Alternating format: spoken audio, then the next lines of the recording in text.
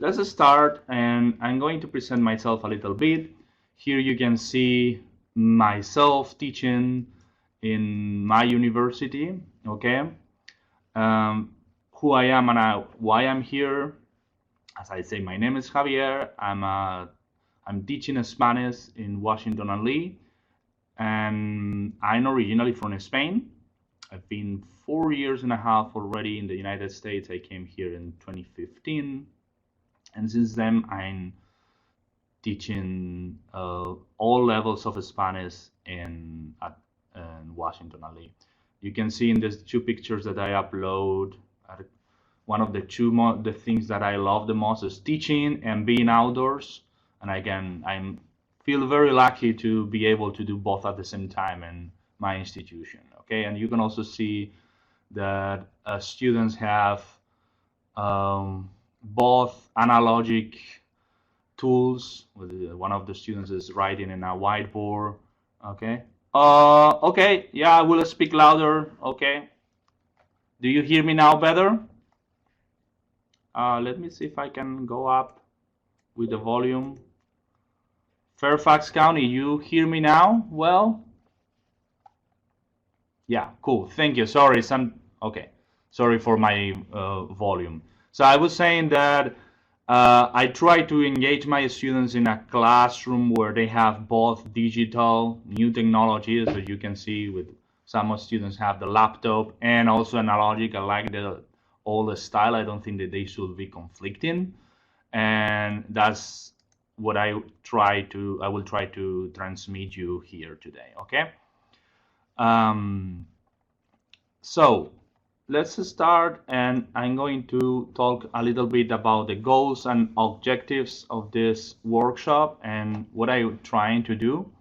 As I said, I'm not an expert on Generation Z, and so I don't know more than most of the people will know, but besides reading and being engaged with the students, reading about Generation Z and what are the things they like, how are they different from millennials and other generations. And basically what I want in this workshop is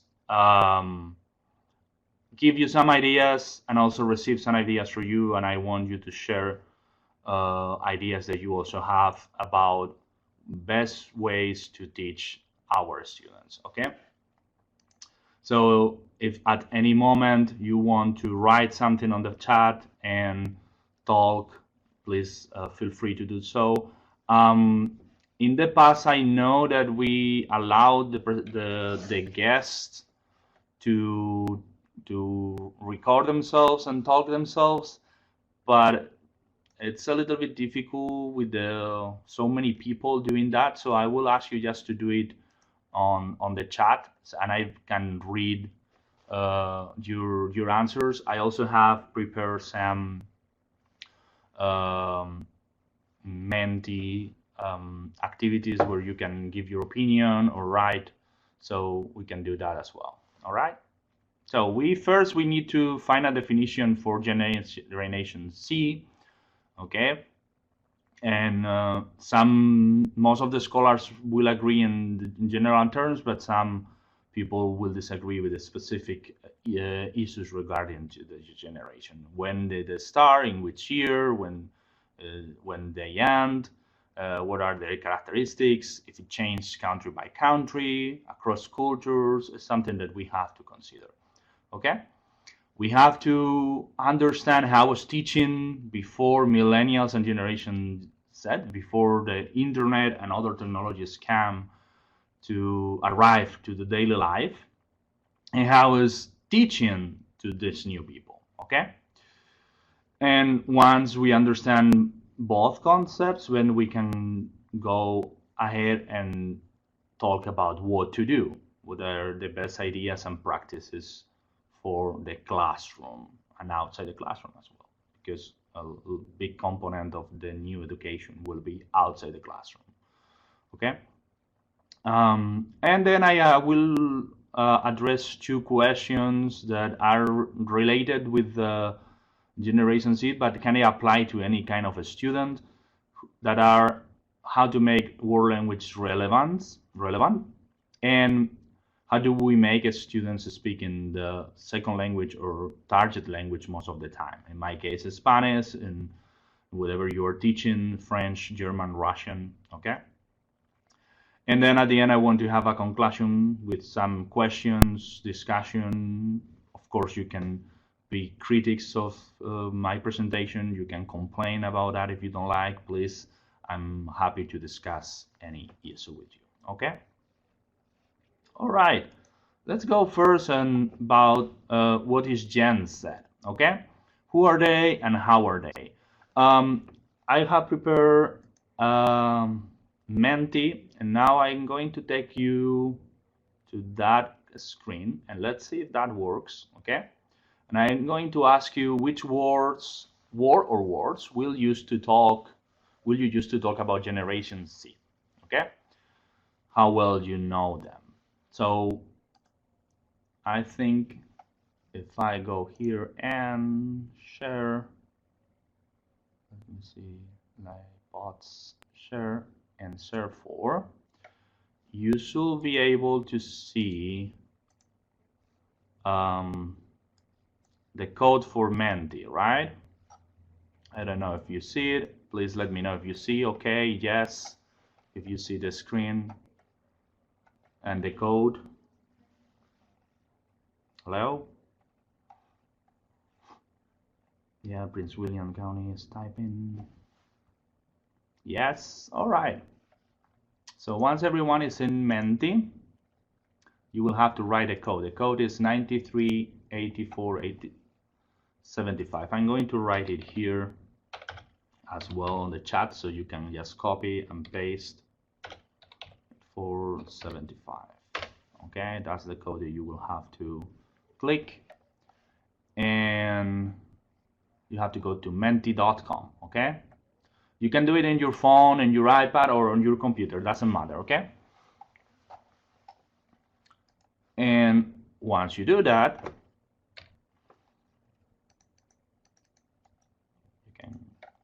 you can start to vote.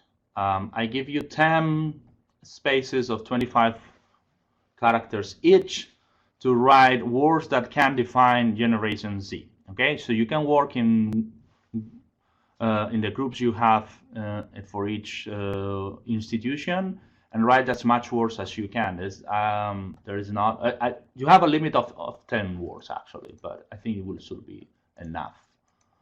So, and I'm going to give you, let's say, 5 minutes to do that. Okay, so you can start working. I will do it as well. Anything that reminds you to GenSet, okay?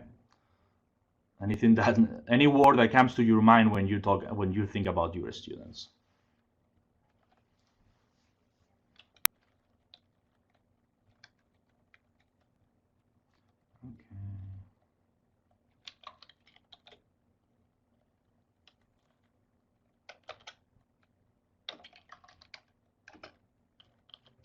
Any word or concept, okay? It can be more than a word. Maximum of 25 characters.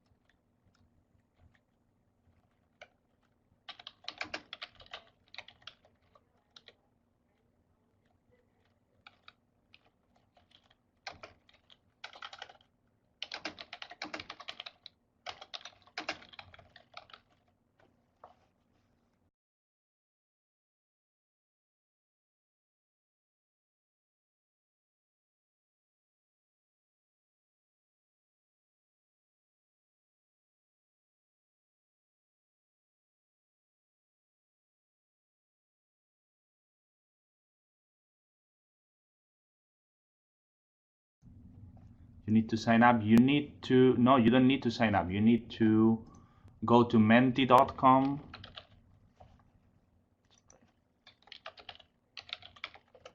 and then write a code. Okay, you don't need to sign up. Just submit.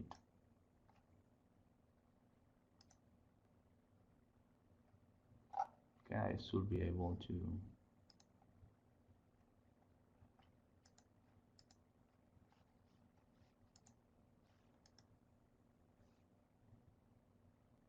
Does anyone have sound issues?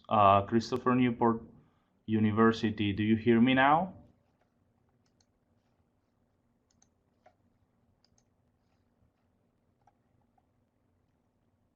Hello?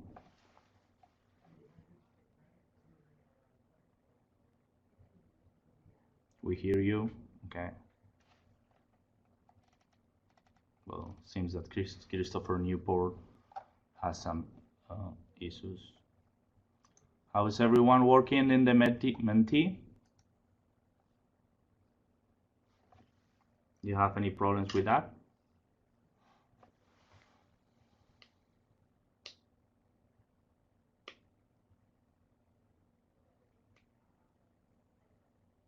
Okay.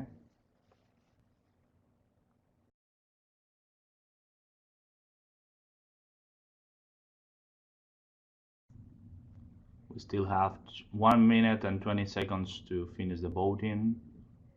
And I see that some 8 people or 8 groups have voted. Okay. So.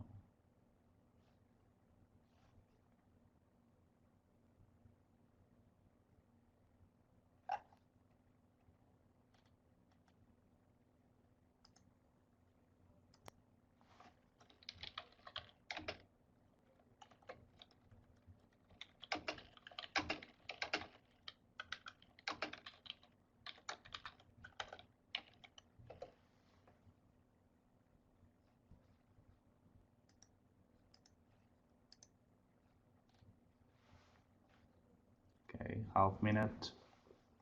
10 people have voted. Cool. All right, let's see what people think about that.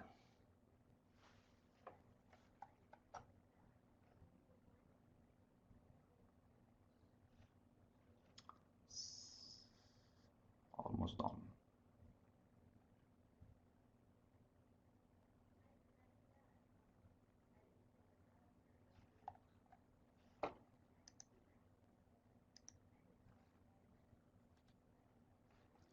All right.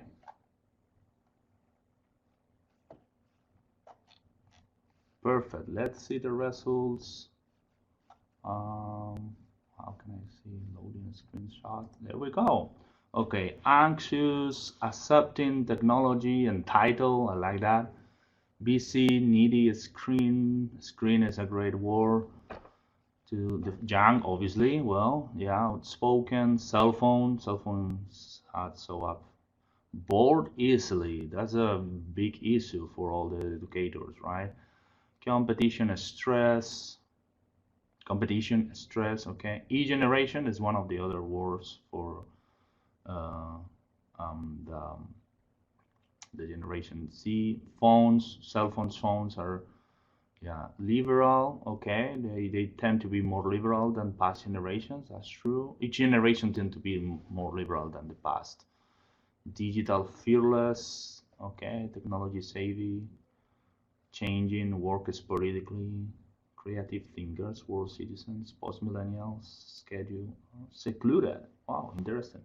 Love to wine. Adverse to change. Oh, it's interesting because we have contradict terms sometimes. Digital native, that's obviously also one of the main definitions. So it seems that accepting, anxious, meme culture, and connected are um, the most common concepts associated with Generation Z.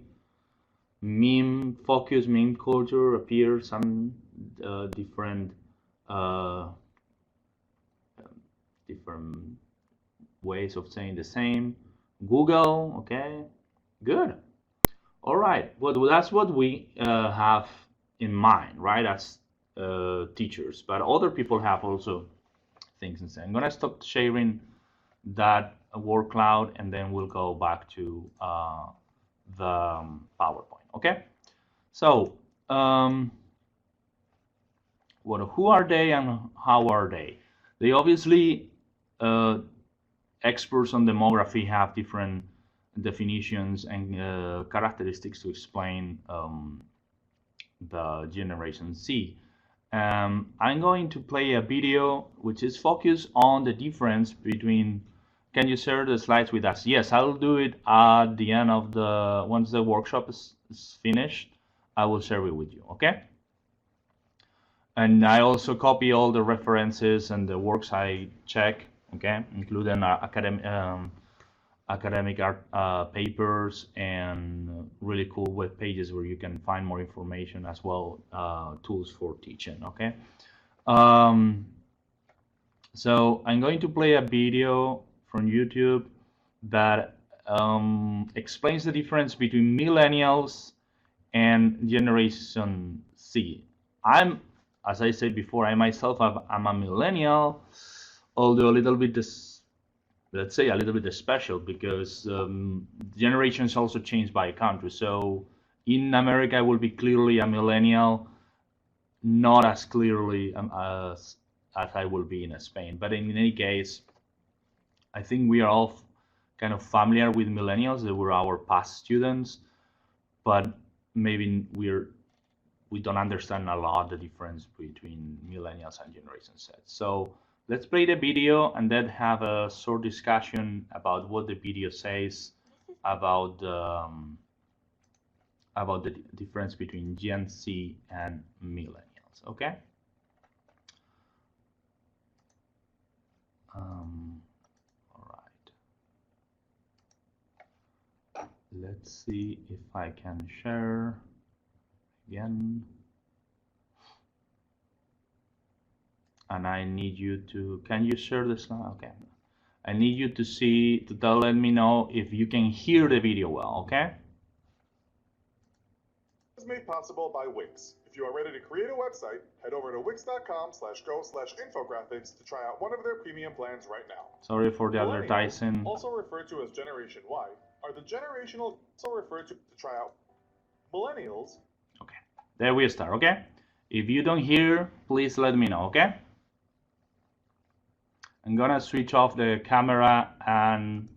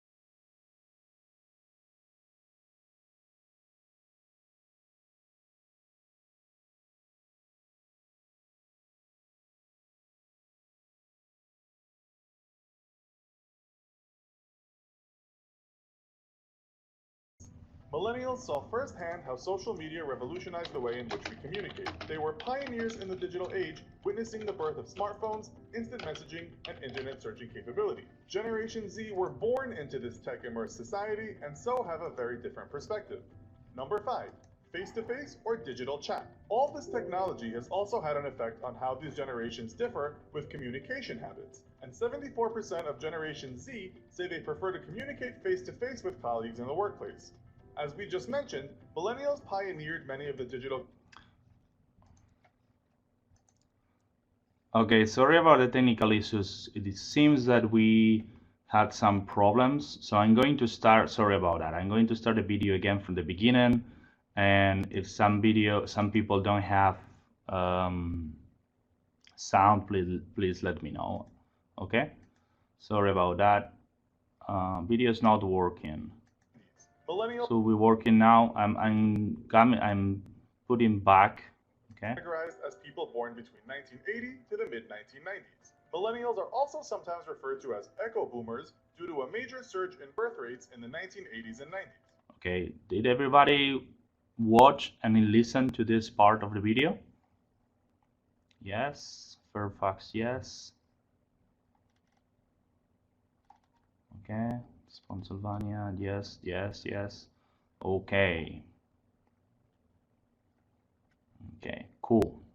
Sorry, that's a new tool for me, this one. Okay.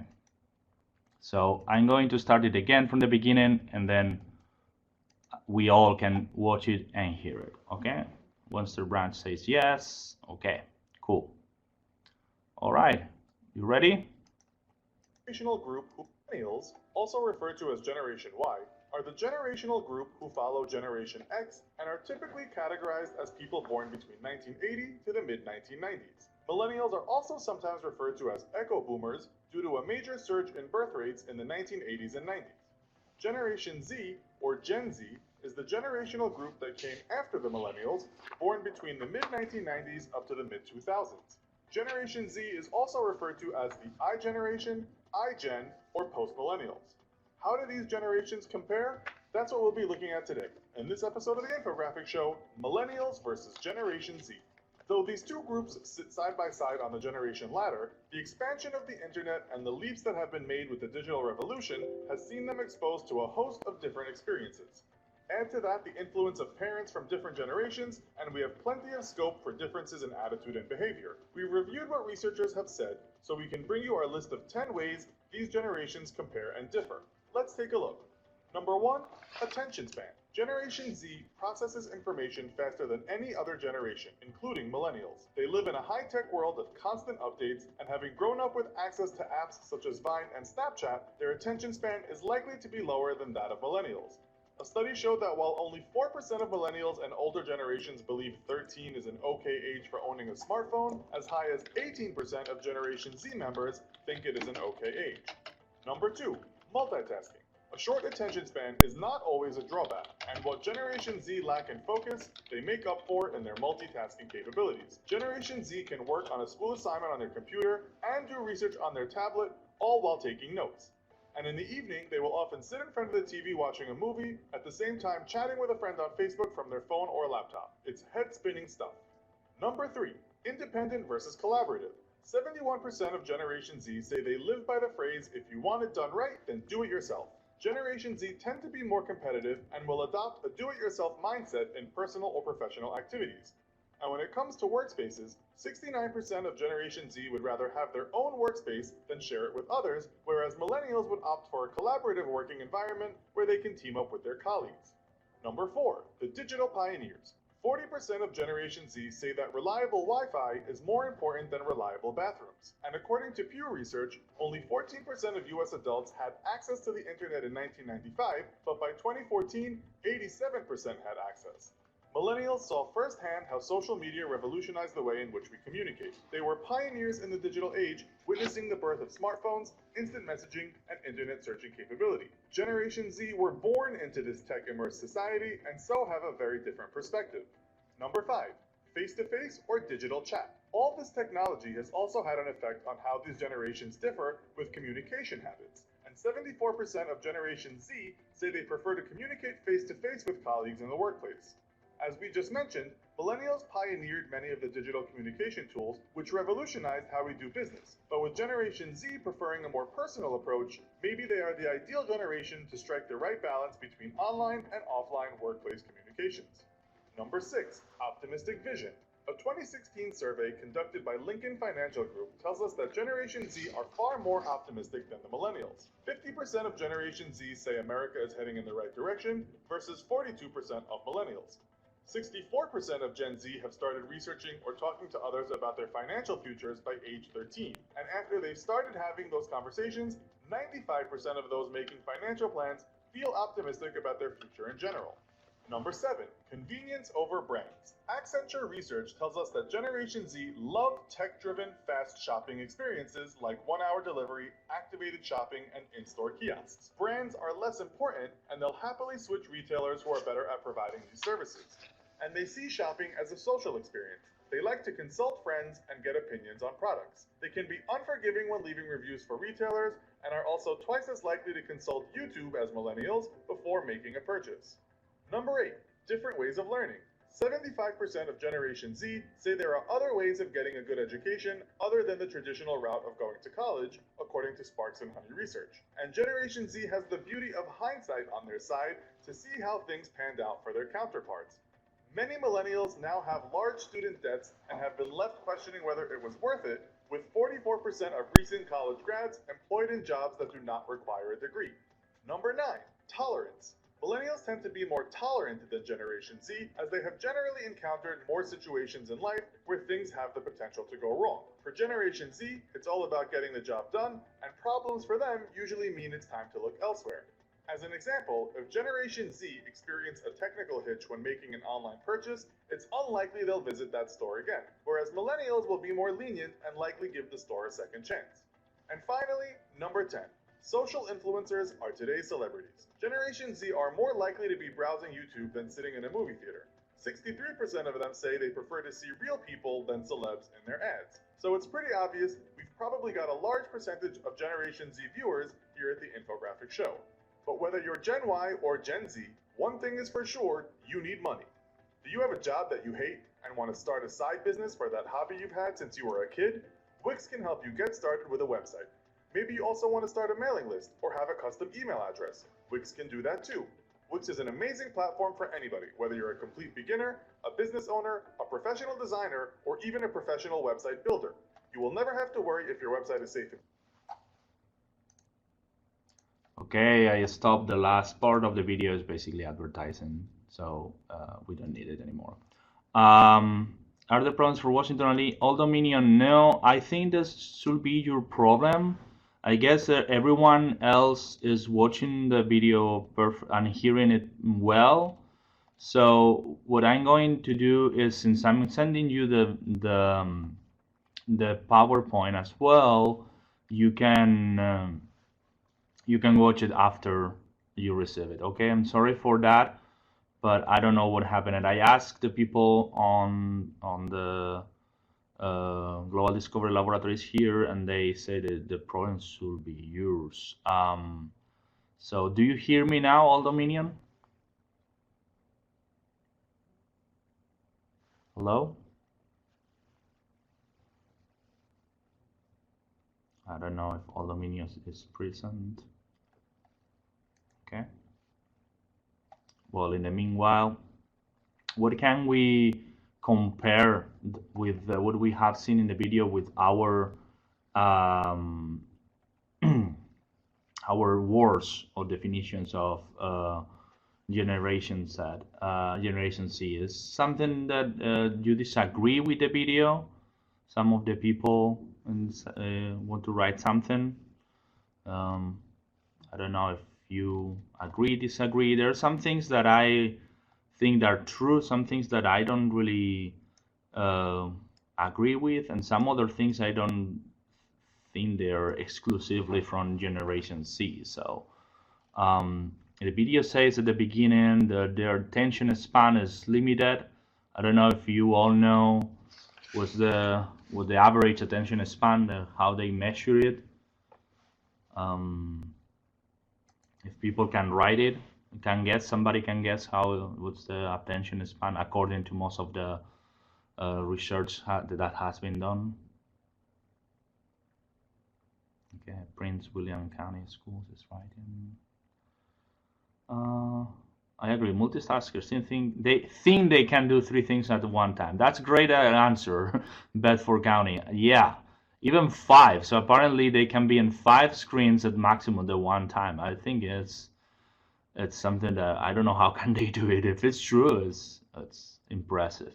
They don't like to talk face to face, I think. Okay. Okay, you don't agree with that. In the video says that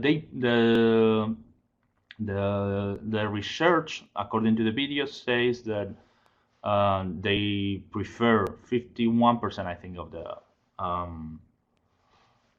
the Generation Z prefer face to face. Okay. All right. What else? For county public schools.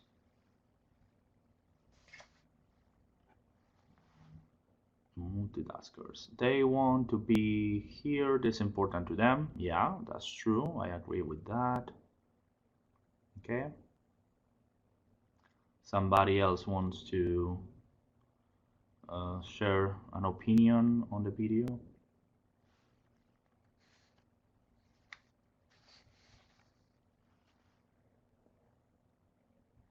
Okay. All right. Well, the attention span, just for so you know, it's according to most of the research that has been done, is 8 seconds, which is really very limited. 8 seconds. Sorry about that. Seconds. Okay. I don't know how much of this is true or in which moments they have measured it, but I think that many of the problems that our students face is they cannot really concentrate, right? Multitasking. The point about multitaskers and Bedford County Public Schools pointed out is that good or is bad? What do you think about multitasking? Is really a good thing or actually is not a useful skill, rather as actually the opposite? What do you think?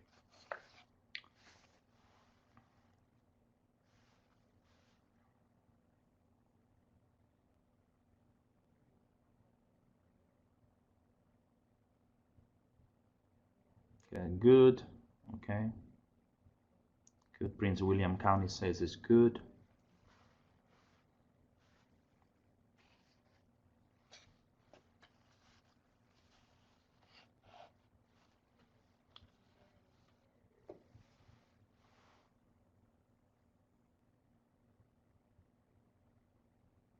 It's real to life. It's real to life. Okay. I think it hinders productivity and may cause someone to miss out on something that someone else is sharing or what is being said. I agree with that too. Can be good and bad, depends on the task, exactly. We truly cannot multitask. You can't do everything well at the same time. Okay. You can multitask only if one activity or one task is less important than the other. And CNN is typing. Okay.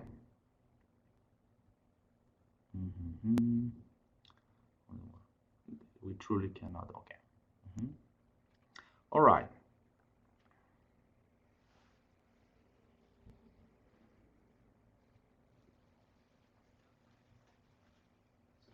Yeah. It is? Yeah, yeah. Okay, because they just called me. Okay. Okay. Here on NPR, the multitasking is really impossible, even though we think we can do it well. Yeah, I agree with that. I totally agree with that. I don't think we should consider multitasking as a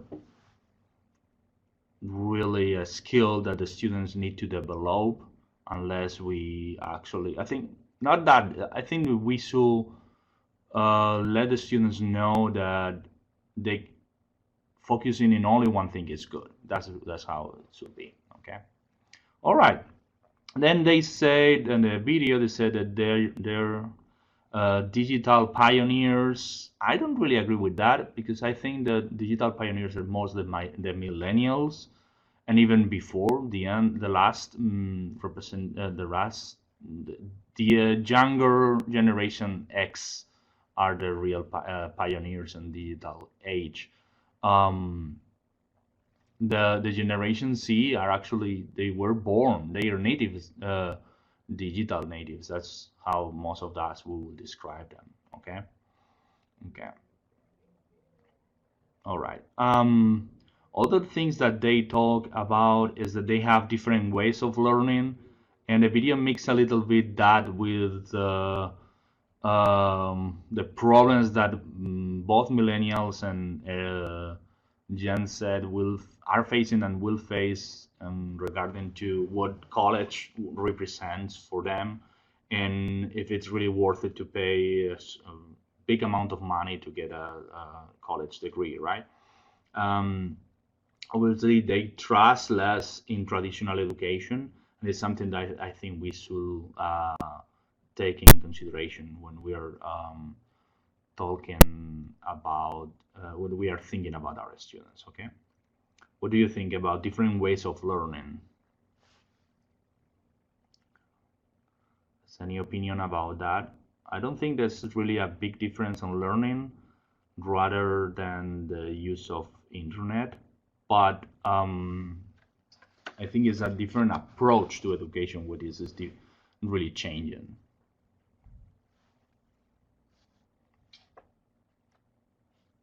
Any opinions on that?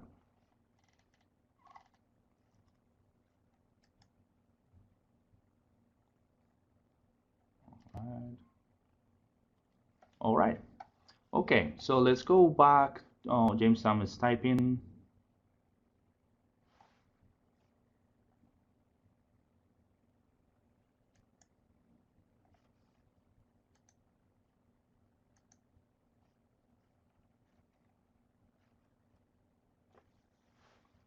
Let's see what they say.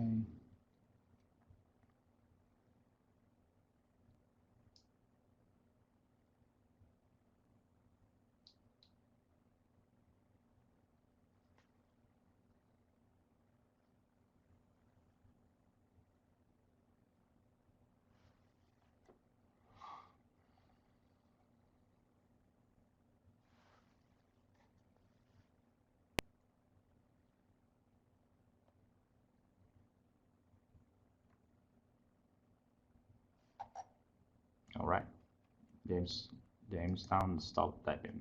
Okay, okay. I have nothing against the use of internet, but students must learn by processing content or any material on their own, not look for easy way out and just check the answer on the internet. I totally agree with that. And that's one of the things I want to point out in today. Okay? Well, so as you can see, there are many ways of defining and many characteristics attributed to Gen Z. Here I show you some of them. Okay, this is from a blog that I found. They point out 10 characteristics that are very similar actually to the ones that described in the video. Okay, social, they're naturally social. I think that's a very vague or vague mm, characteristic could be applied for any generation. Multitaskers, okay, that's true. Entrepreneurs, that's a little bit tricky. The infographics say that 72% of teens want to start their own business today.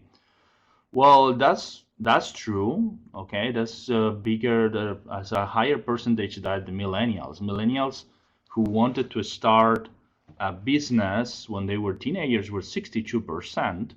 But we have to be careful about what you want and then what you actually um,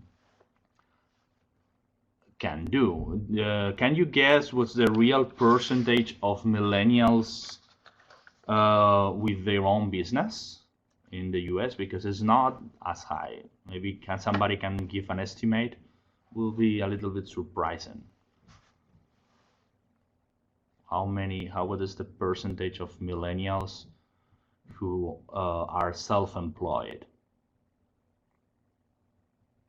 I don't know, without checking it online, of course, because that would be very easy. 10%, it's even less actually. 15%, okay.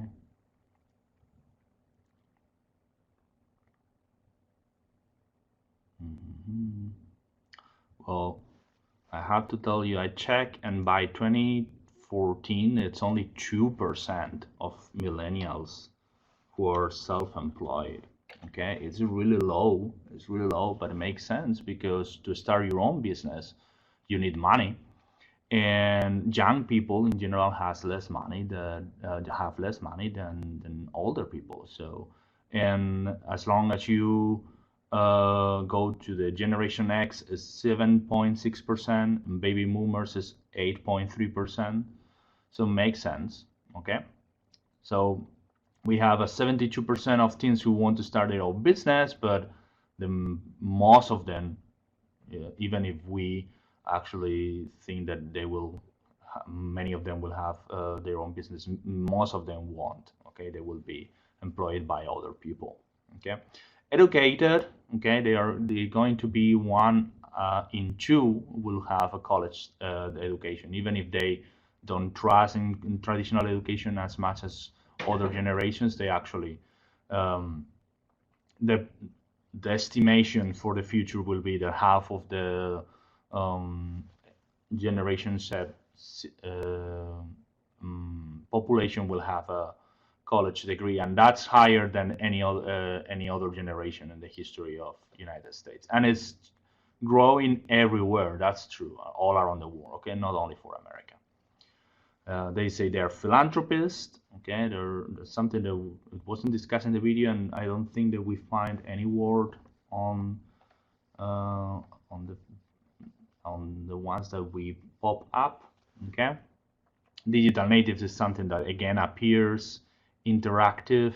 Okay, they like to interact with people, but I would say that really a lot of them interact online. They don't do it in face to face. Okay, that's savvy. Okay, so that's a very interesting thing. They use Google constantly. Okay, they're less focused. We talk about the 8%, the 8 seconds of attention span. Cautious.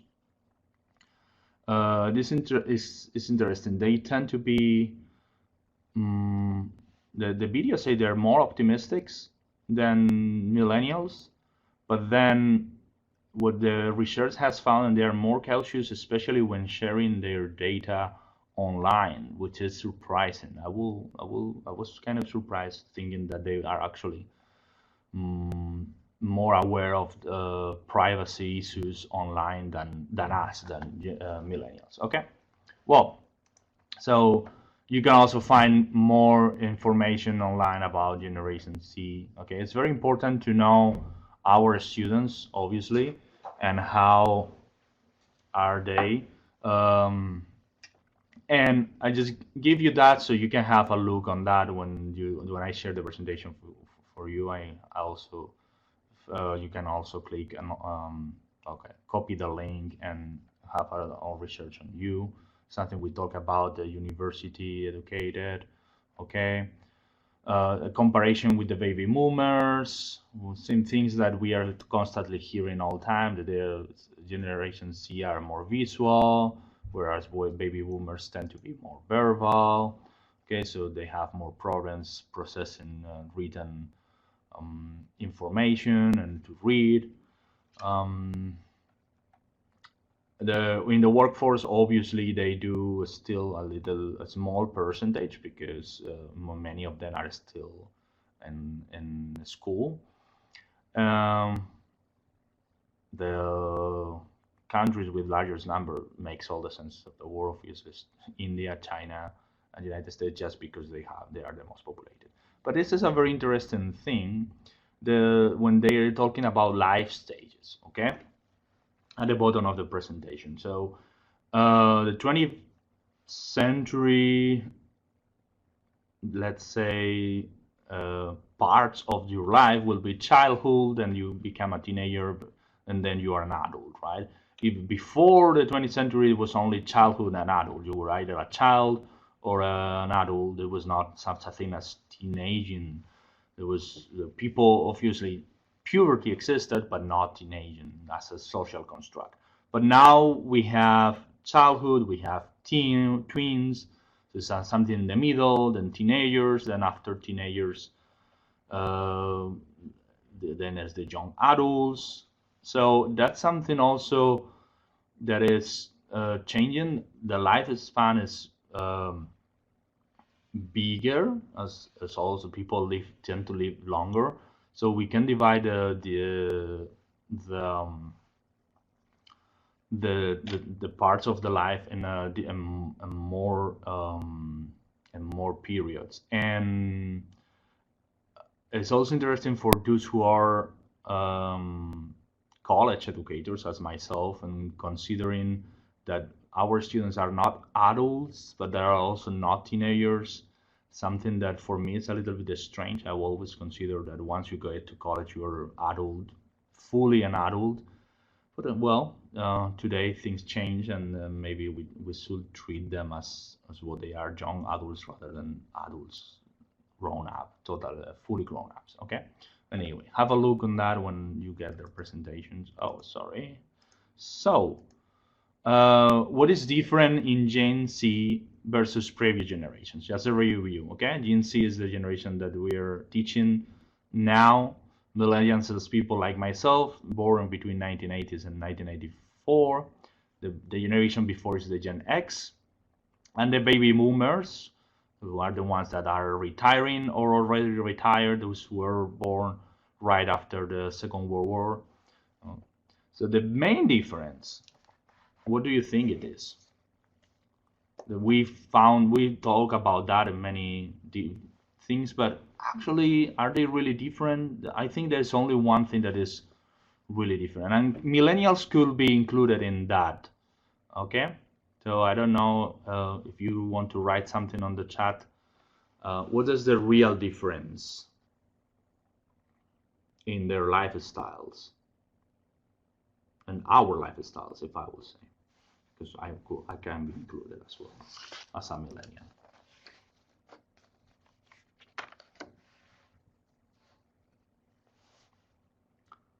Somebody can write something. Bedford says.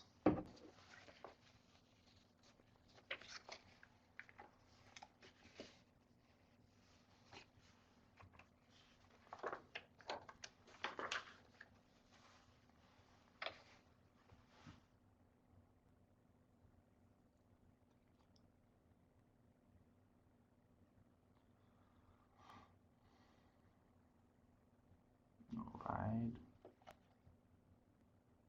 Let's see our your answers.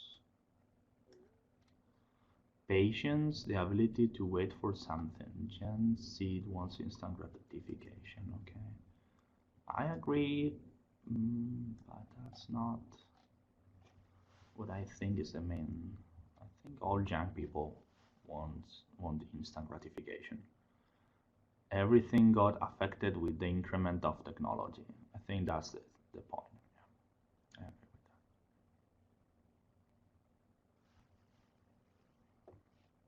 with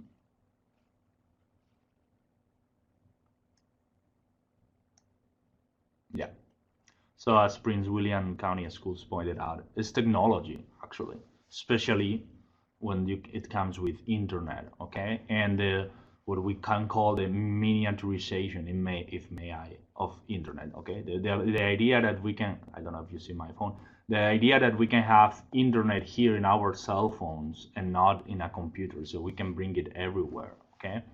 And it's a process that is just starting, because once 5G, which is a new way of connecting online without Wi-Fi, will be spread, it will be even faster to connect to internet, and you don't need Wi-Fi connection. So it's really the big thing. Okay, and it's changing to everyone, not only for Generation Z, to everyone who has a connection to internet. But the difference is that they were born in a world where internet was already everywhere. Okay, when I was a teenager, a child and a teenager, I remember the arrival of internet to Spain, and I also remember that it wasn't that easy to get the internet. Of course, we knew what was that. We knew we had it, but you had to do it in your computer, and you had to wait until 6 p.m. because after that time was cheaper, and the cell phones were not smartphones, were just a device that you could use to call, but not. Um, it wasn't a real a portable thing. Okay, once the smartphones started to spread, then is when the things changed. And I probably you saw in your classes. Okay, I'm sure that you saw in your classes. Okay, so Gen Zers have not seen the world without technology. Okay, 60% of them say that they like to collaborate and share their knowledge with others online. 93% of the students feel confident as they understand technology well. That's something that some older teachers or some teachers who are not or from the baby boom generation might not because so comfortable with the technology. And 50% of Gen Z cannot live without YouTube. Okay, okay. So is there, and we have to know how to live with that. We cannot avoid internet at all, but there's a big discussion whether we should allow it for everything. That's the point. Okay. Okay. Smartphones, of course. What do they use there for? 73% for texting, 59% for entertainment, so watching videos, listening to music, gaming. Um, they use 58% of the student of Generation Z use it for gaming, but they use other devices for gaming as well. Okay, 36% for schoolwork, which is very surprising that they use the cell phones for so much for schoolwork. 28% for learning new things, but as long as you're using a smartphone, you're kind of learning anything. If you use it for to watch videos in YouTube, you can use it to watch videos that can be learning content rather than just um, entertainment, right? And 17% for shopping. I suppose that this 17% for shopping will increase in the future when the Gen Zers start to have jobs and start to have more money to spend. Okay, probably the 17% is because they cannot afford to buy so many things online. So in the future, probably we'll see more. Okay. If you compare it with millennials, especially in the social media, you see that millennials we are present in Facebook a lot and less in Instagram and other platforms like Snapchat or Twitter. And Instagram is the main, and Snapchat as well are the two main social media for Generation Z. Probably you already know that for your students. Okay. So the point is, how do they use Generation Z in a different way? Okay. So Philip Preble, who is a Canadian journalist and was teaching at the University of Toronto, say that there are four characteristics that define the way they use the social media different than we do and other generations do. Okay, they expect everything on demand. Okay, they cannot wait to do anything. They can access to many movies in Netflix and Amazon Prime and other platforms instantly. They don't have to go to the cinema to watch them, to the theater. Sorry, they don't have to go to rent it. They can just go online and watch it from their devices, even from a cell phone. Okay, they assumed everything is tailored for them. Okay, their social life takes place online. A lot of their social life, not all of their social life, but a lot of them. Okay, they can be with friends sitting around and then communicating all of them with their phones, which is very interesting to see. And they like video better than reading. That we already saw that. So we have to know that and keep it in mind in order to be uh, good instructors for them. Okay. So once we have covered who are the millennials and how are they, let's go to the main point. Okay, get into the thing. Okay, so how was the traditionally the classroom? We have three. Well, up on the corner on the bottom, there's a very interesting image that I want to comment before. But what is the traditional classroom? Would you define a traditional classroom? Okay, and let's compare it with a new classroom. Okay, you can write it on the chat. Okay, a traditional classroom versus a new classroom. The bottom right is the traditional classroom. The one at the bottom up is an ideal classroom for the year 2000 according to the 19th century French. And on the left is what is a more modern classroom. But if you could need to define a traditional classroom versus a modern classroom, how would you define it? And use typing. Okay.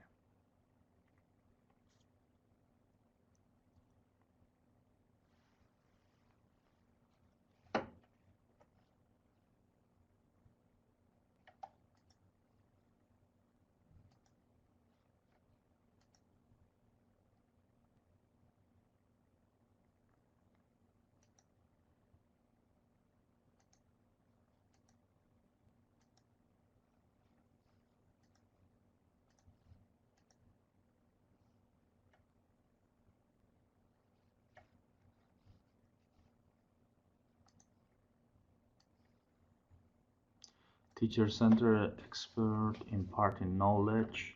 Yeah. Okay, so yeah, Western Branch High School says more student-led than teacher-led. That will be a more modern style of classroom, right? CNU says teacher center, expert imparting knowledge versus a student center involved in discovering meaning and exploring through problem solving, right? That's true. Bedford County Public Schools, all teachers give all the info, sit and get current, more studied, student-centered, student-driven learning.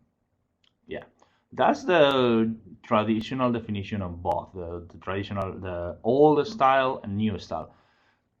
But we'll have to think, is that true? Is that totally true that, I don't know, thinking about our teachers, they were really only focusing on themselves. They were just lecturers and saying everything and then don't allowing the students. Because what I remember is the teachers were actually very, not all of them obviously, but some of them were trying what we could call new classroom, okay, or new education. I think that we've been always doing something that could be considered new, and that's something that we have to keep in mind and rescue. Okay, this the Socratic method, for example, with these teachers will go around the class and asking the students. The students don't need to be breaking up in different groups. They could be sitting down and just in a traditional way, but actually still the class will be dynamic if the teacher knows how to manage it properly. Okay. Yeah. So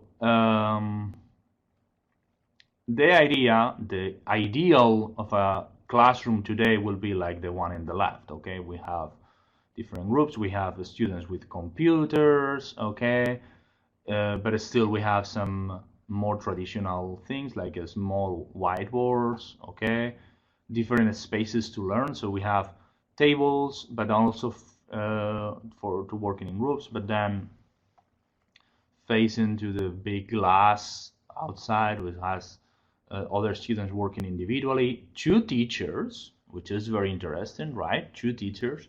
We wish we could have two teachers for each class. That would be great. We have to be a little bit realistic about what the expectations and what can actually be done, right? We can, if there is no possibility to have two teachers in the classroom, I think that's for most of the institutions you work for, you probably won't be able to do that, right? I can't do that. We don't have. I can have a teaching assistant, but I'm working in a university. I don't think that you can do that on a high school or as easily as you can. Okay. Bedford says all teachers give all the info, sit and get current, more student centered, student driven learning. I'm asking a question. The idea that the teachers give all the informations and the students are sitting down in front of the teacher, that means that students are more centered and focused. Think about yourselves being a student. You were really focused all time in front of the teacher, because I remember not always I was not always paying attention. Okay, what Prince William says.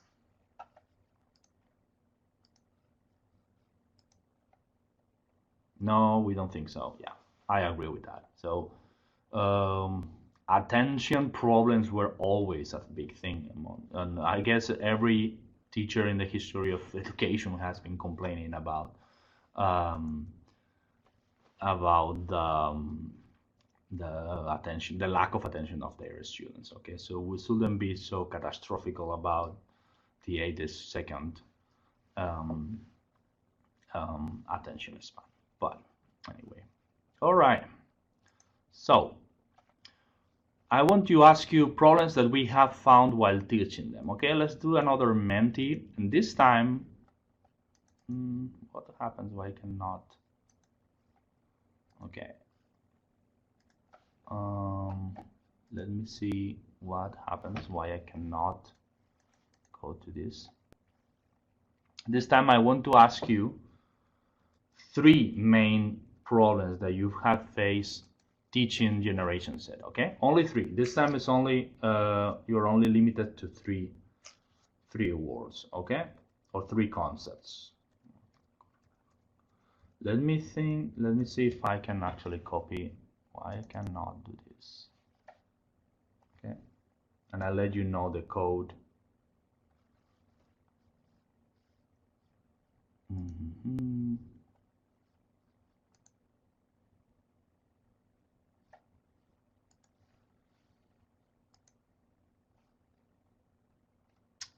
I'm having problems. Okay, now. All right. Social skills. Okay. Okay. Yeah, but let's do it on Menti. I'll just use of technology. Okay.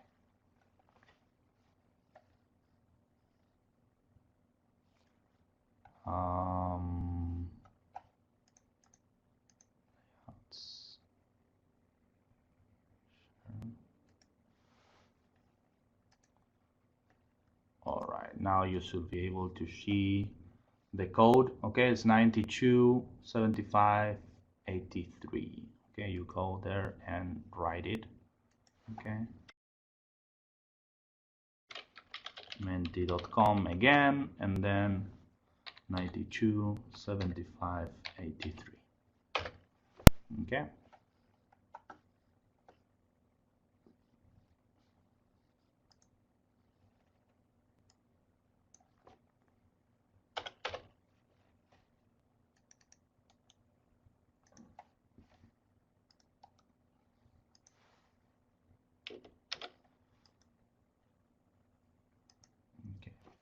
Three main problems that you have faces with teaching Generation Z students. Okay.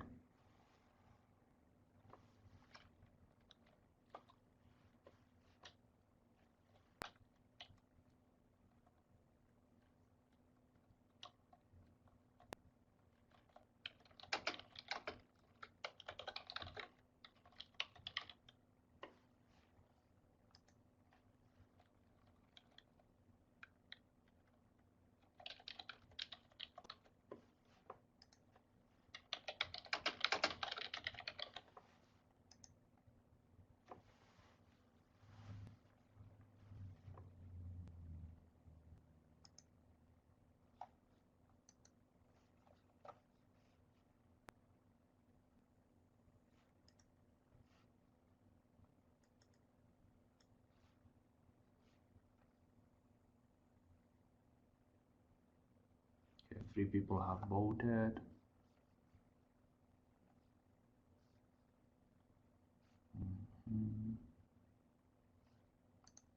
Let's do it a little bit more. Okay, 4 people.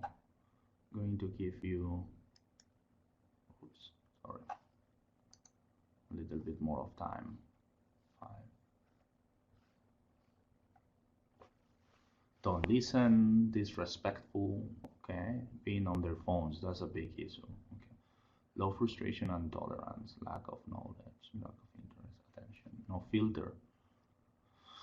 Oh, low esteem. Wow, impulsive, inattentive. Okay.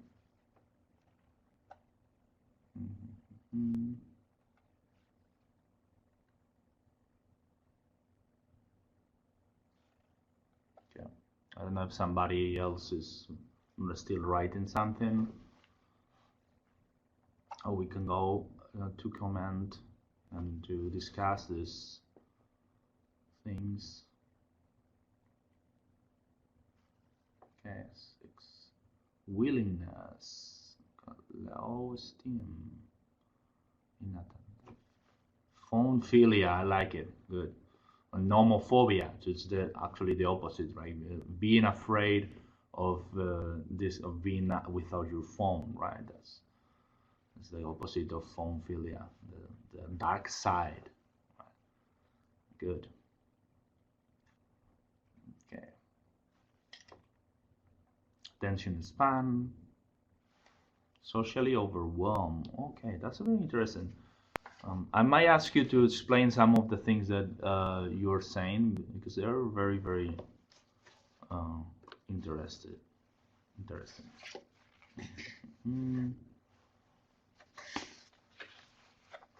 All right. Well,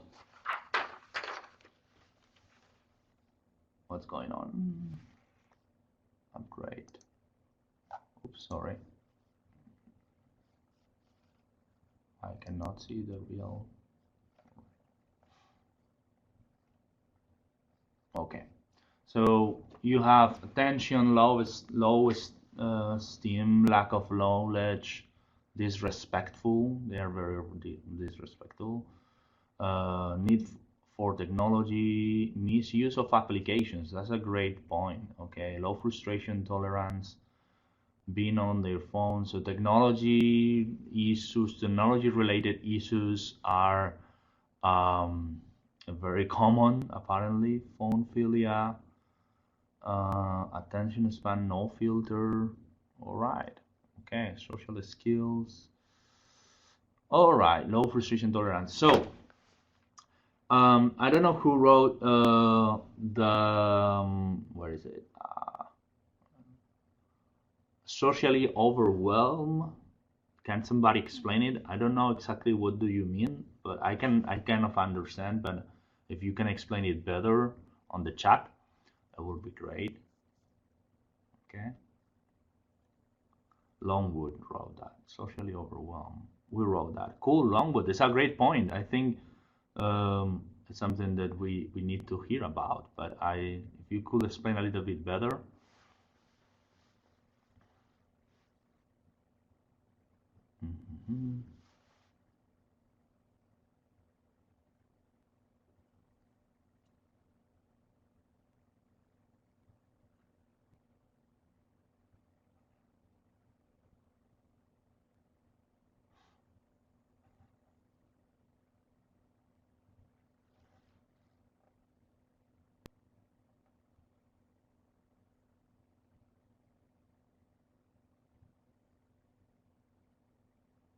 Longwood is typing.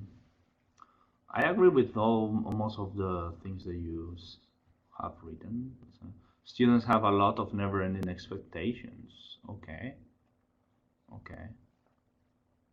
They have a lot of things to do in mind. They don't have time to focus on the school. They have a lot of extracurricular activities.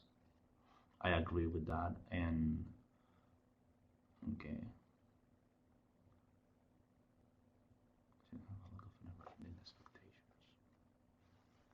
You could explain a little bit more.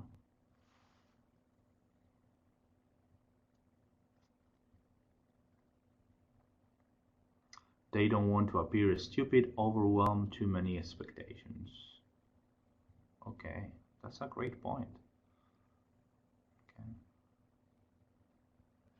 They uh, they think society, parents, friends expect them so much for them, so they try hard and they cannot do it because they are in a they don't have the skills to do that. Maybe is what you mean.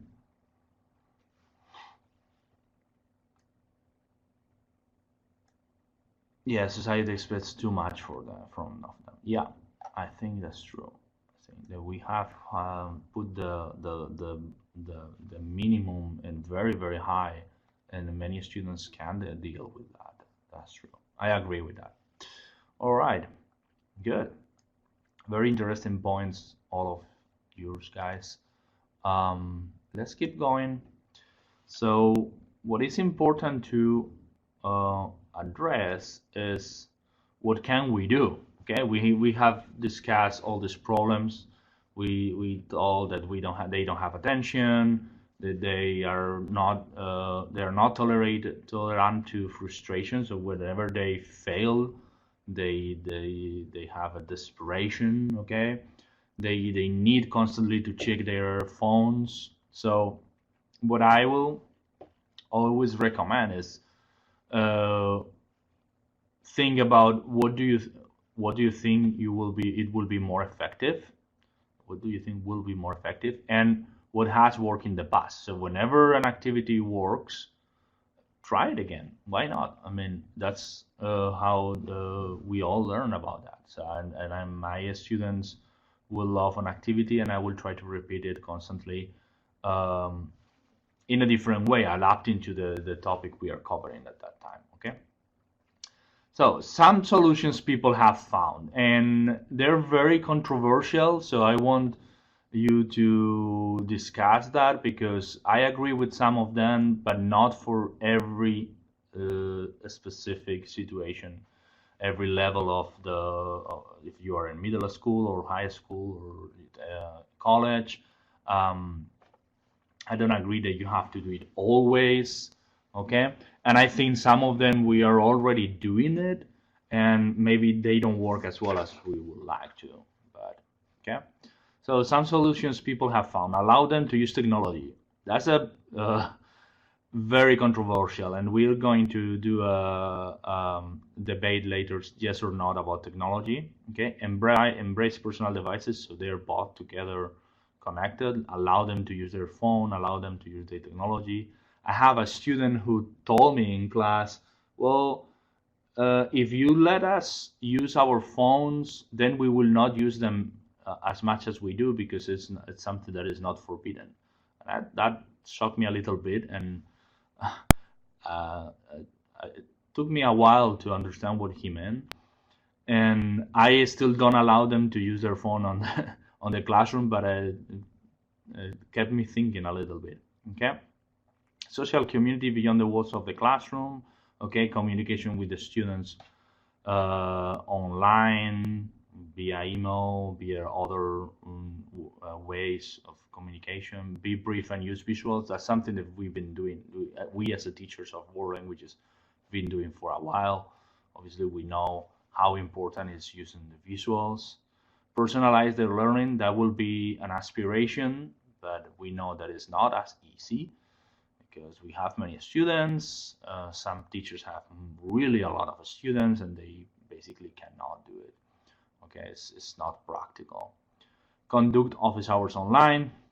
The same, that's personalizing their learning. It will be great, but many people don't want to have online office hours, and I understand you don't want to have office hours from 8 p.m. to 10 p.m. as some experts recommend. And publish assessment digitally. Um, it's something that probably some of you already do, if not every of you.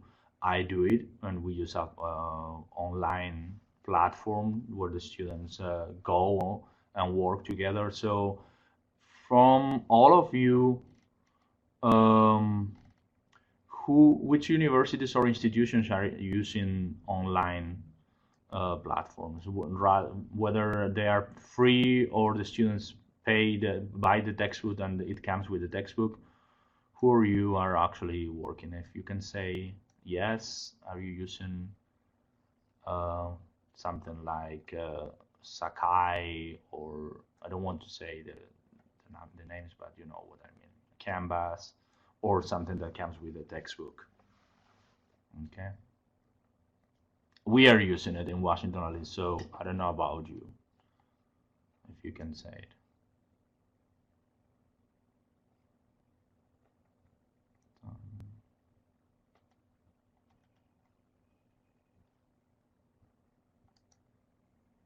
Yes, nobody. Okay, Prince William County Schools, type in.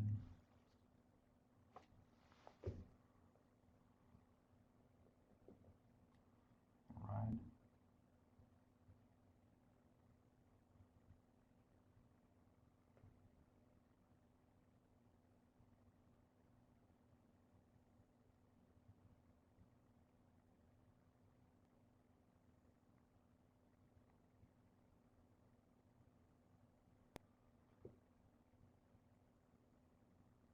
Prince William County is typing.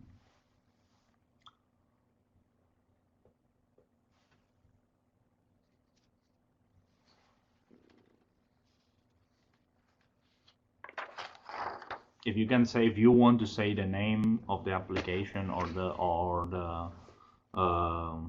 platform is fine. If you don't want, we have access to the online materials, but the usage by students' accounts varies by a school. Oh, okay, because you're a county school. Okay. Oh, your county system. Okay. Good. Obviously, whether the students have or not access to good resources is important, and I guess it varies a lot. Yeah. Okay.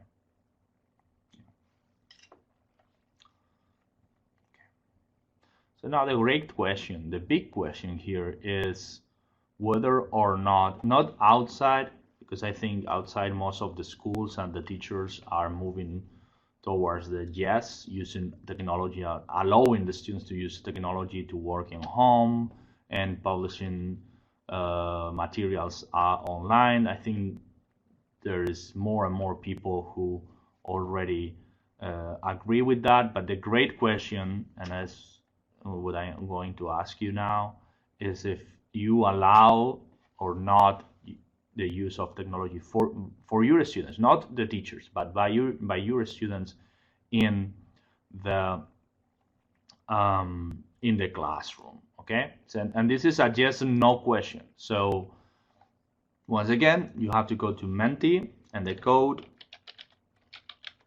this time is 462713. Okay, and it's not something in between because I want to generate some controversy and discussion. So, do you allow? Oh, sorry, this is not. I'm sorry, this is not the one I wanted to say. It's not that code. Okay, sorry, it's not this one. This one. Okay. Now, do you allow students to use technology in the classes? 949600. Okay, this is the real code. Forget the other one. Okay. Let's share for my screens. Okay. Again. There we go.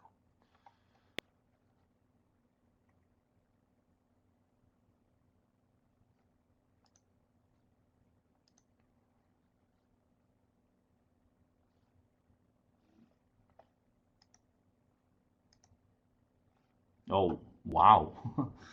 Okay, it's only one so far. Okay.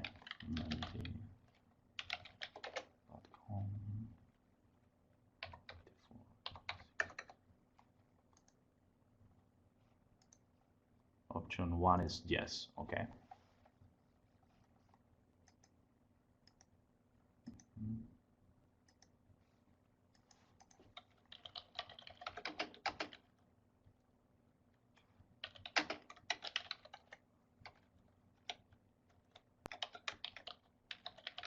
Option 2 is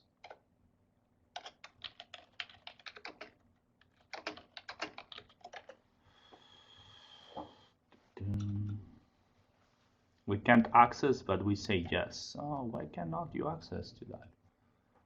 Do you have any problem? Menti.com and then okay. Sorry about that. You can try again. Okay, 94, sorry, 94 9600. That's the real code. I copied it wrong. I'm sorry. 94 9600.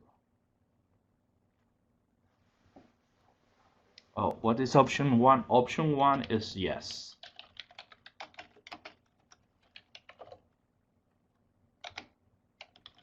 Option 2 is no.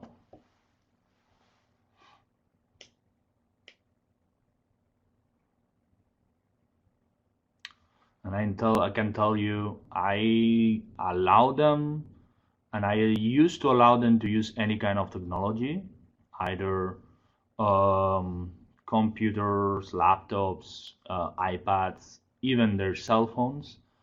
But with the time, I decided to not allow them to use cell phones. And it's something that I just realized that they're college students, okay? So it's something that we also have to keep in mind. Cell phones are more destructive than and disrupted than laptops or iPads. Students, I think the sense of privacy is bigger, and they think that they can go to and check online other things that they shouldn't be doing, and rather than focus on the class. With laptops, of course, they can do it, but I think they feel more afraid of that. Okay, so far 6 for yes and 2 for no. That's great. I will ask the no, why they don't allow them. If there is any personal reason or it's actually a policy from the institution, that will be very interesting as well to talk about. Who say no and why? Okay.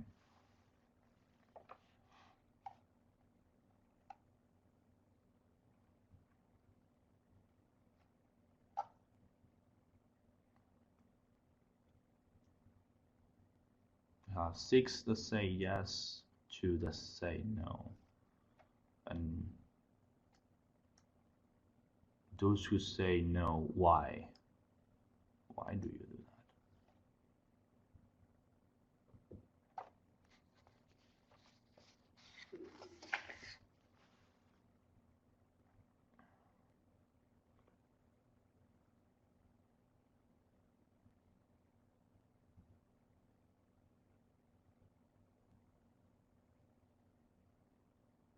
Okay.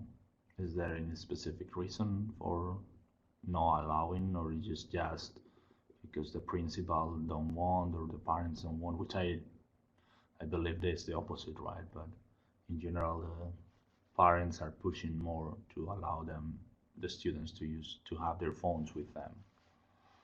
Okay. Which I allow my students, they can have their phones on their backpacks, but they cannot use it. If somebody calls and they have to take the call because it's something important, they can do it, but not using their phones to work in the class.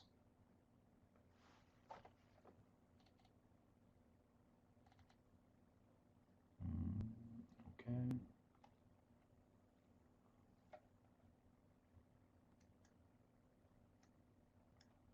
Somebody want to share why not? What would be a good reason to not allow them, to not allow the students to use the technology?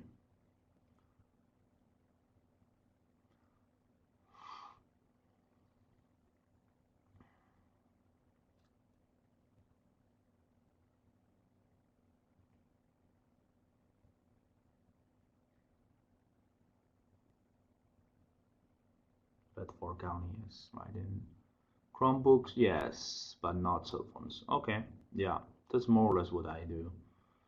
Okay, no cell phones.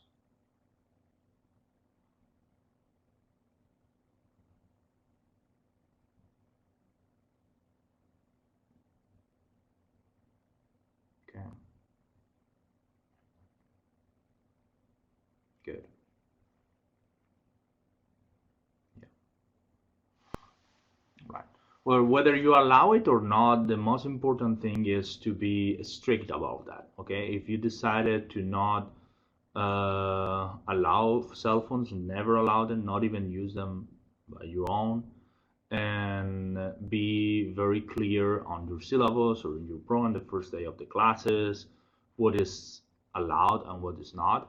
One of the other things I do is, yeah, I tell them, and I have it written in my syllabus, is yes, you can use the the laptops, but there will be some moments during the class that you will have to switch it off and actually interact with your partners to talk. So there is a moment there, computadoras fuera, that means that they have to take the computers off, and obviously there is during this, maybe it can be 10-20 minutes, they cannot use the computers at all. They have to actually, they cannot even be over the table. They have to be hidden.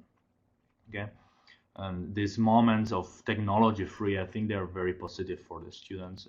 They change their minds also a little bit. And okay, all right, so let's move on, and I'm going to share. Okay, we're back to the normal the PowerPoint. Okay, I wanted to talk about apps, but since we're running out of time, I'm going to go to the two important questions, okay? And then I will allow time for questions and for discussion, okay? Now, the two main points I wanted to address, besides the how to teach Generation C students, is how why language should be important for them, and how to make them, some ideas and tips to make them talk in the target language as much as possible. Okay, I think it's very obvious for us as educators, as world language teachers, why languages are important, but the biggest challenge for us is how to make them uh, how to make them conscious about that, how to make our students conscious of how important it is to know world language. Okay, so here I have some ideas. Okay, according to how they are. Well, first of all, you can travel around the world, of course, but that might not be very interesting for some of our students. So you can tell them that you can actually meet people all over the world, around the world. You can connect with them. That is very important in our career and you and their careers. Okay, that is funny because the apps are fun. So you don't have to use apps and new technologies on the class or in the classroom, but you can, of course, allow them or encourage them to use them outside the class, okay, in their free time. So some people, of course, say that Duolingo might not be the best way to learn a language, and I think it's not. But if a student has it in their phone and want to use it when he or she is at home, it's perfectly acceptable. Memrise is another great app for learning the language.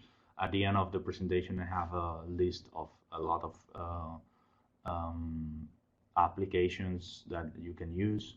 You can try to engage them through music and TV. Okay, well, now thanks to Netflix and other platforms, it's very easy. It's at least easier than before to watch foreign shows, and they can go online anytime and watch their favorite shows. Ask them. Some of the most interesting shows I watched recently were recommended by my students, and they say, "Well, this La Casa de Papel is a great show. You should watch it." And they were right. It was a great show. Okay, challenge. Challenge is one of these words that define the Generation Z, and everyone is talking about.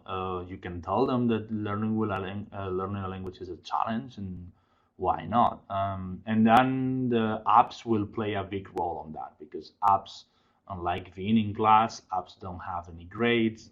They don't count for GPA, etc. So apps, they can make mistakes, which is one of the things that all the students do, especially in the language class, and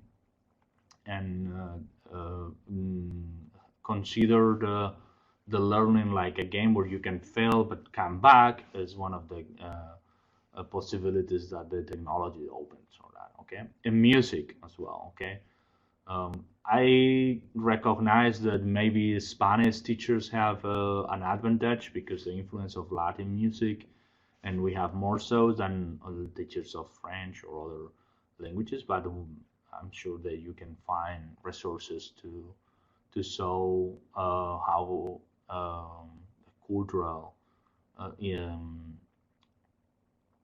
to show them the cultural representations of your languages. Okay, so um, the most important thing, whether you decide to focus on career or culture or traveling the world, is that you discuss that with your students. Okay, ask them, what do you think is important to learn a language? There are multiple web pages in online where about that are 12 reasons everyone should learn another language, 10 benefits of learning another language, 25 reasons. There are multiples of that. So ask them. You can create an activity where they will think about they will create one of this list of why it's important to learn languages, and ask them why uh, why why did they think, even if it's not important for them, you can ask them, why do you think will be important for a doctor?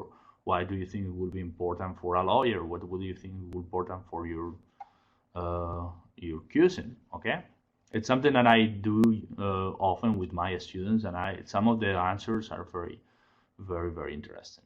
Okay, um, that regarding to reasons to learn a new language. I don't know if you want to talk a little bit and express some ideas about the um, reasons why your students want to learn, if they want to learn, because I assume that some of them will probably don't want to learn, and they just want to get rid of the requirement if they have some. If you can write, okay, your ideas. Um, are your students really aware of how important are the learning second language or world language or not? Does somebody want to write something, and we can discuss it? Okay.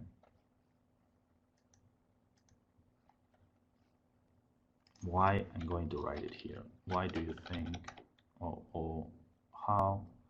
What do your students think about learning a language?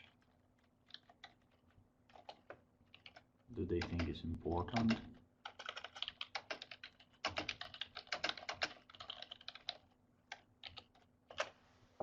Okay.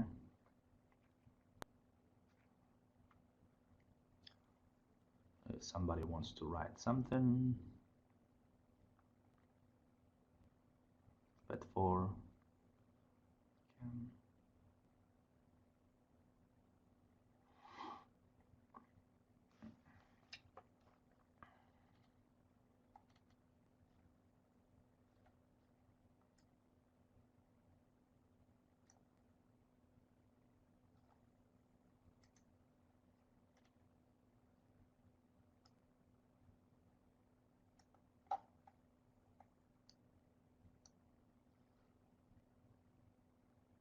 Okay.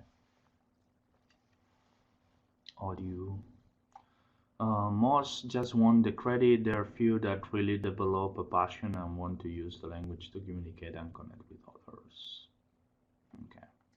Unfortunately, that's something that we all face. Okay. But for the students who only want the credit, um, have you told with them about why it's important?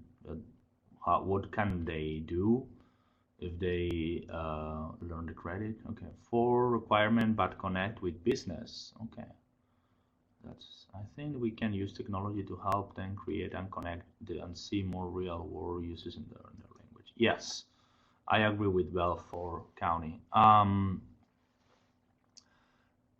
There are many programs out there that actually connect the students from all around the world. Most of them are for free. Okay. Okay. If you were in the FLAVA conference in at the beginning of this month, the keynote speaker was this guy who created the Connecting the World association. I have actually here the Happy World Foundation, and he saw a great way of connecting the students, and it's totally for free. So they connect somebody from around the world that will speak to the students via Skype or FaceTime or something, some other way of video conference, and the students have to guess where's from. Okay, we're discussing this. Okay, and I would recommend it. At least have a look on that. Okay, copy the link here, and it's fantastic work that he's doing, and it's for the schools is totally for free. So I would really recommend it. Okay. Okay, Spot Sylvania says usually no, they do it to earn another star on their diploma. Okay. Okay. But for this so we're discussing this in our department earlier today. Yeah, it's a big thing. Even if you do something more simple, you don't have to go to this so big as doing this that I've been showing you.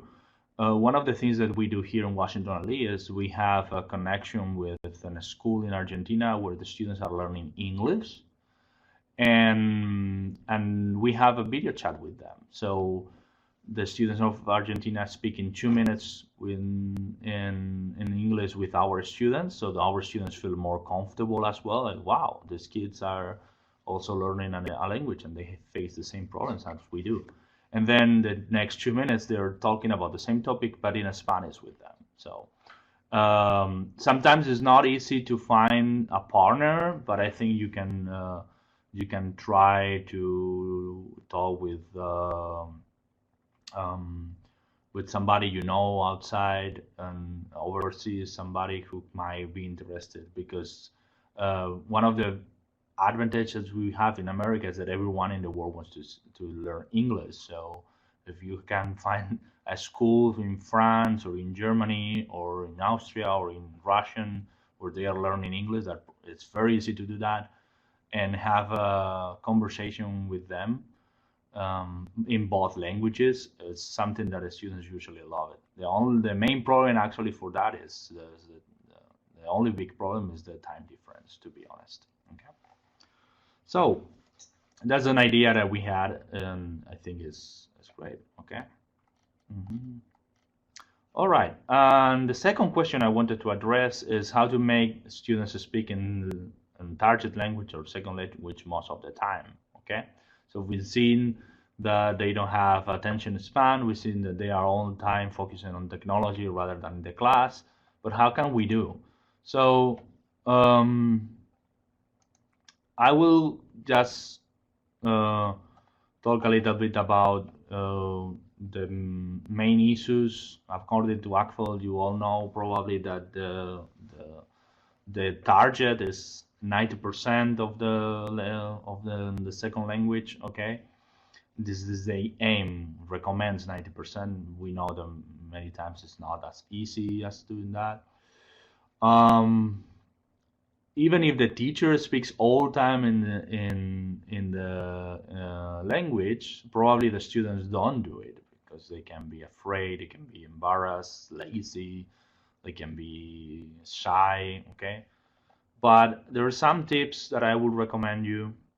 Okay, and I can tell you that they were very effective with my students.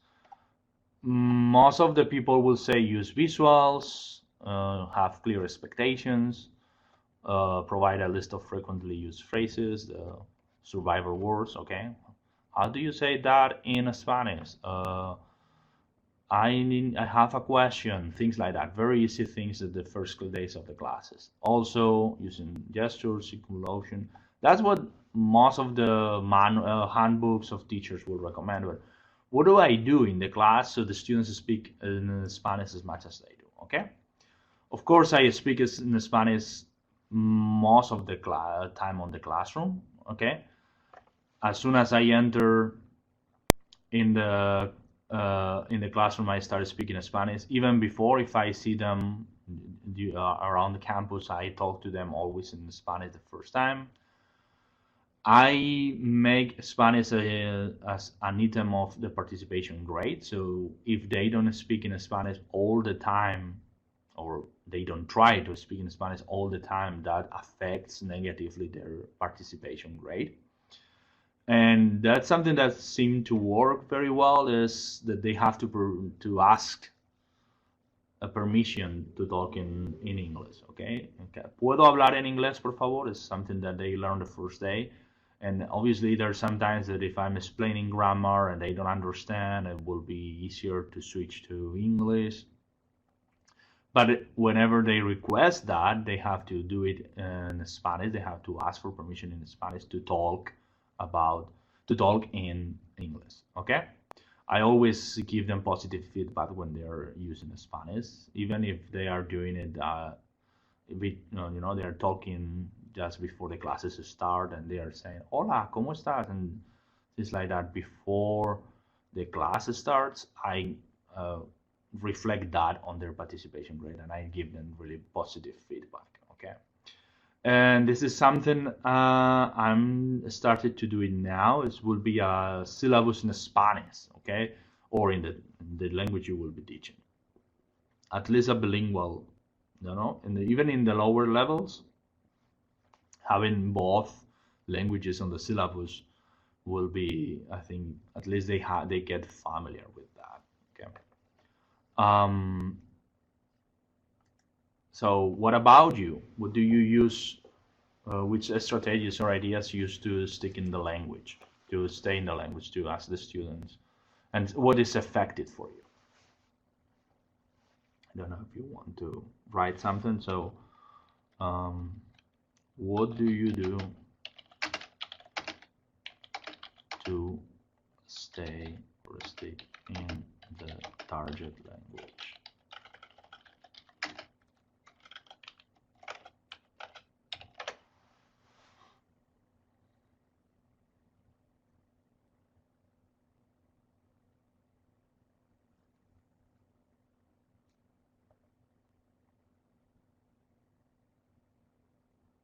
How do you use talking, typing? Use pictures. Okay, visuals are very important.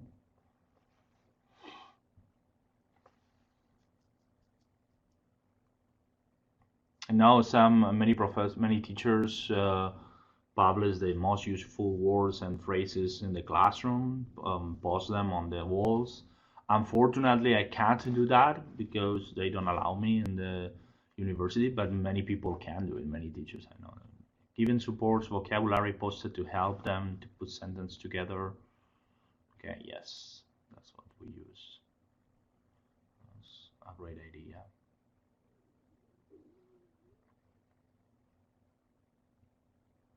Okay.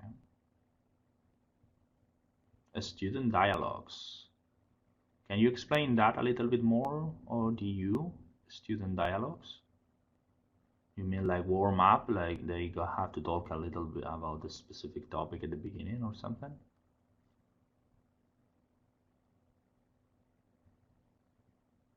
Okay.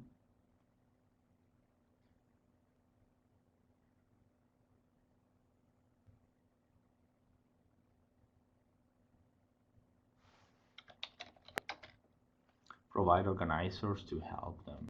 Yeah.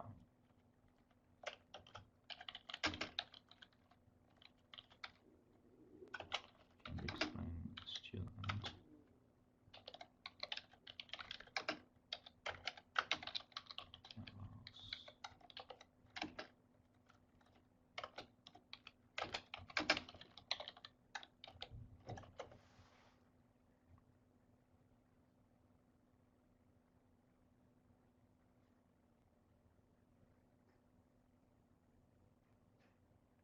Sentence starters. Okay.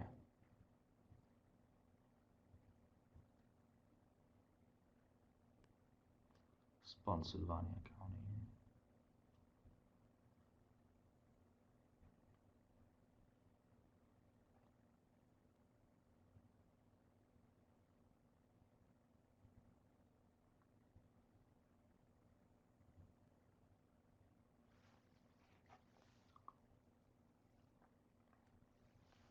Do you make modeling and questioning to get them to give you more details? Okay. Do you reflect on your rubrics and the grading, the use of Spanish most of the time? If the students switch to English while doing an activity, do you actually penalize that? Scaffolding them with writing first and then speaking. Okay. Spotsylvania says a scaffolding language, writing first and then speaking. Okay. I do the opposite. Okay. But if you say that it gives them confidence, I think could be a great idea. In my case, I usually do the opposite. I talk, and then if I see that there is a word that they don't understand, I write it down on the whiteboard. Okay. Right. Okay. So, um, I think in my personal experience, coming back to some of the tips, the most important, the thing that really changed it is when I started to put use of Spanish as a part of the participation grade and really reflect that when they don't do it, when they don't speak in Spanish, when they switch and when they know how to say something in English in Spanish but they don't do it, they do it in English, I will penalize. But might be very strict. Some people can consider that maybe it's not the best option because the students might be afraid. I don't focus at all in the form. I focus more on the content. So whether they speak grammatically correct in Spanish, I don't care. Okay, not in the activities that they have to do during the class and presentations and interviews. Is I focus on that, but not in the, let's call, daily speaking of Spanish. Okay, all right. So we're coming to the end, and I wanted to finish with this interesting that something that came to my mind a couple of days ago, um, regarding to how should we adapt or not to the Generation Z and the new generations that we have to teach. And as if we aren't we focusing too much in how our students are rather than in how should they be.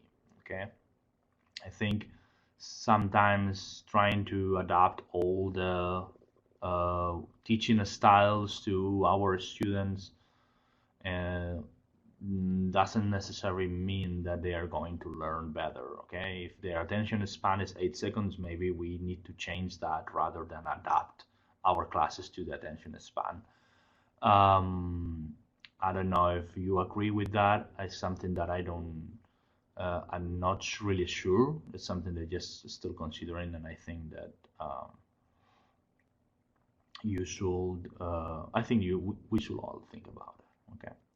Um, if anybody wants to to ask anything, we have 5 minutes for questions, for problems, something you want to talk about, consider, and other than that, thank you very much. It has been a pleasure to be with you this evening, and I hope to see us to talk to you at least virtually in another occasion. Okay, type in. Thank you. Thank you. Any questions? Something about this food for thought? Okay, muchas gracias. I give you my email here as well. There are some of the slides that we haven't covered because we don't have time.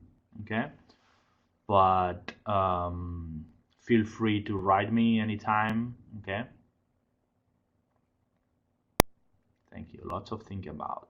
Is what I wanted to do. More a reflection style discussion rather than something that, because I don't have all the answers to the problems that we are facing. Merci, gracias, de nada, de rien.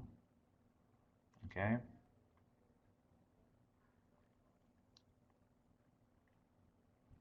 Anybody wants to add something else about the what we discuss here? We have discussed here. Okay.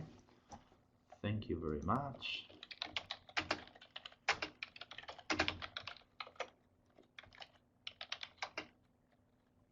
Muchas gracias.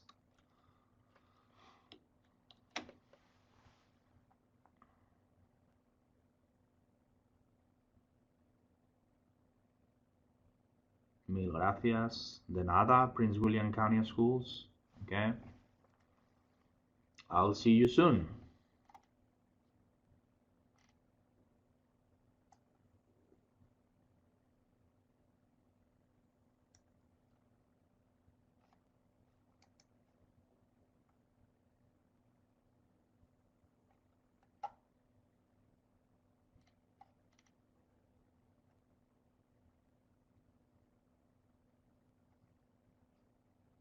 Okay.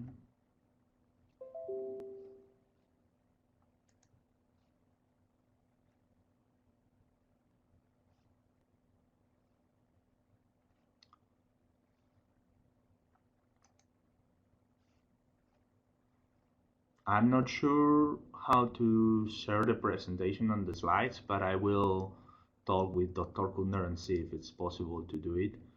I know that it's possible, but I'm not sure what we have to do. But as soon as we have them online, you should get an email and be enabled to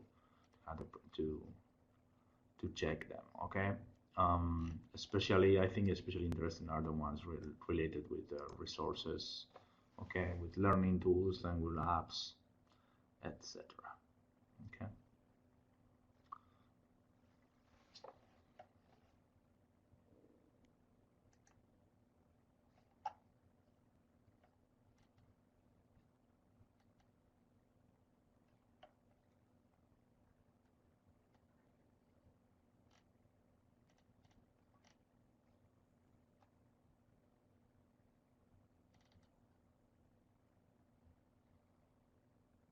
All right. So I think people are leaving. It was a great pleasure, and thank you for listening and for watching me. And have a wonderful night. Bye bye.